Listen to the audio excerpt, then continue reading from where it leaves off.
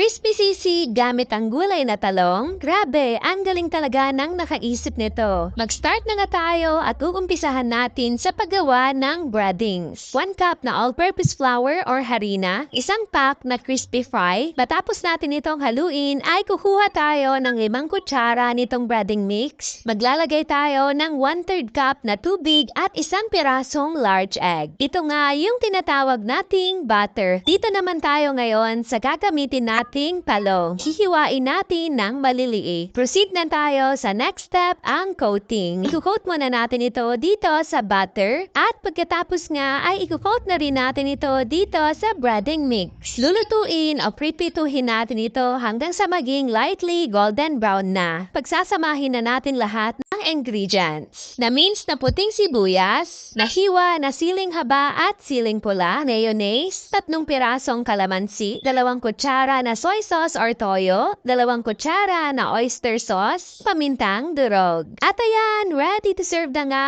ang ating napakasarap na talong sisig.